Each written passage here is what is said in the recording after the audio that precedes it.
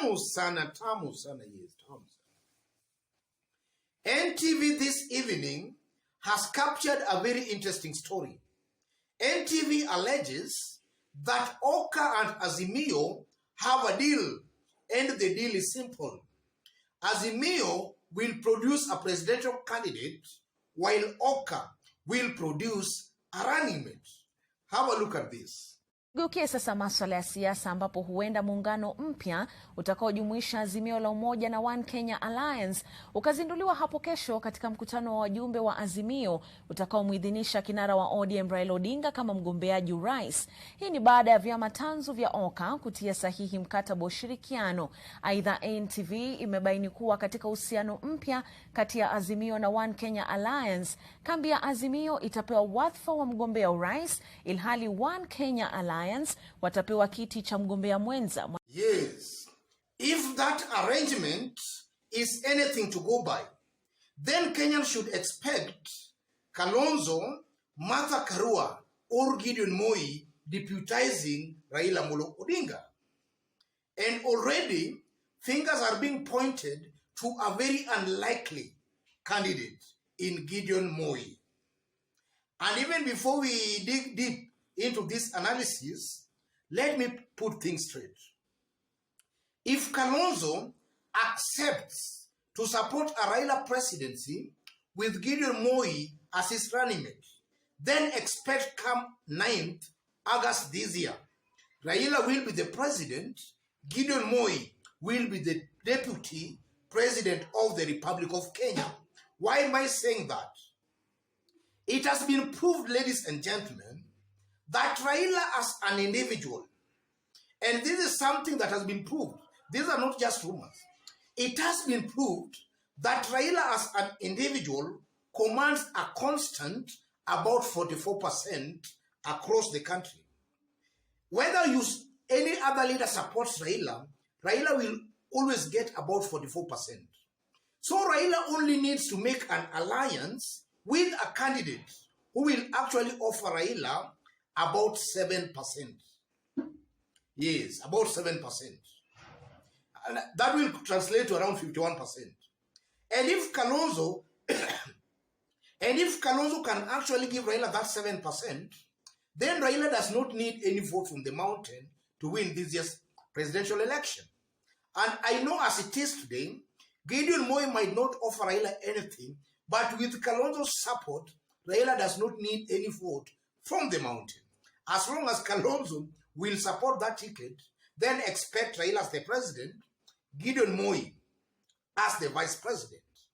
And I'm also suspecting that kind of an arrangement because initially, it's widely believed, and this is something that is in the public domain, Uhuru Kenyatta preferred a Gideon Moi kind of a presidency. But now that that could not be possible, because automatically, or rather obviously, Gideon Moi was going to be beaten, Uhuru Kenyatta changed his mind and opted for Raila Amolo Odinga because already Raila has some good support across the country. And Uhuru Kenyatta might have changed his mind because the mountain vote was proving to be a little bit slippery. Because for Uhuru to make Gideon Moi the president successfully, then Uhuru Kenyatta ought to have convinced 100% of the Gamer votes. And then he just identifies either a Kalonzo Musyoka to top it up. And then with the government system and the deep state, Gideon Moi could easily be the president. But now that the mountain is 100% vote for Gideon Moi was not guaranteed, Uhuru had to go for Raila Amolo Odinga. And from where I see today, I still believe that Uhuru Kenyatta at the back of his mind, he might still be having a soft spot for Gideon Moi. And if actually can successfully persuade maybe Kalonzo to support a Raila, Gideon Moi ticket, then automatically we'll have Raila presidency and Gideon Moi deputy president. And then largely, if you look at Kalonzo Musyoka, or rather if you look at the reality of politics in Kenya, in the last elections of 2017, Kalonzo Musyoka gave Raila slightly over 800,000 votes. Yes, 800,000 votes. The votes that were cast in the 3 Ukambani counties was slightly over 1 million votes. Out of that 1 million votes, Kalonzo gave Raila slightly over 800,000 votes. And then if you look at the votes that Uhuru Kenyatta got from Mount Kenya counties across the country, Uhuru got about 4 million votes. Yes, 4 million votes. So in the absence of Kalonzo not supporting Raila Odinga, Raila needs to get at least 30% of the mountain vote, because 30% of 4 million votes is 1.2 million votes. So if Kalonzo does not support Raila, Raila needs at least 30% of the mountain vote. That will translate to an additional, or rather that will neutralize the 800,000 votes Kalonzo will walk away with, and Raila will still be left by about 400,000 votes. And I'm using 2017 figures because if you look at the new registered voters across the country, new voters are only about 1.5 million votes. So you can see largely nothing has changed much. Nothing has changed much. We might just have somehow equal number of votes that were cast in 2017 in this year's election. So without Kalonzo supporting Raila, Raila needs at least 30% of the mountain vote.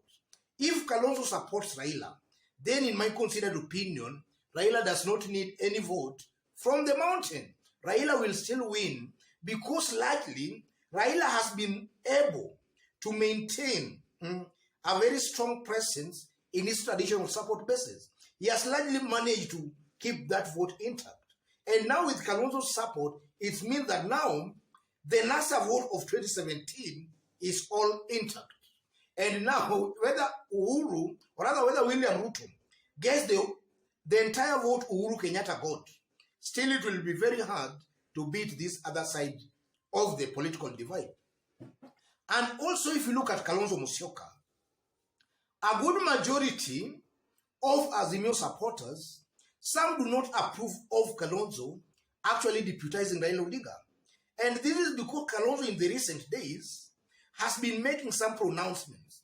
And even if you go through social media handles, various political pages where they discuss politics, a good majority of Raila supporters do not actually approve of Kalonzo deputizing Raila Odinga. And that is because Kalonzo amekuwa akisumbua sana. So in the event Raila actually goes for Kalonzo as his running mate, then they also have to convince a good majority of Azimio supporters who might also not be happy with Kalonzo Musyoka. And then Kalonzo Musyoka has also to go to his people and convince them seriously. Because although there are some people who have also been annoyed by Raila Odinga because of the kind of utterances Kalonzo has actually been making. So Kalonzo has to convince his people, Raila also has to convince his supporters. Otherwise, ladies and gentlemen, from the look of things as it is, Kenyans should actually think outside of the box. Kenyans should start thinking of even maybe a Gideon Moi vice presidency or deputy president this year. These are, we are in a game of politics and it's all just about interest. And these are all just possibilities. So we are told tomorrow, Kalonzo and his team, we are meant to believe they will all be at KICC together with the president, after which all of them, they will troop to Jacaranda grounds, Embakasi East constituency, where they will hold first Azimio rally with Raila Odinga as Azimio presidential candidate. But Kenyans should at least, or rather should actually think outside of the box. It's not guaranteed that if now it's OKA to produce a presidential candidate, then that candidate is Kalonzo Musyoka. No.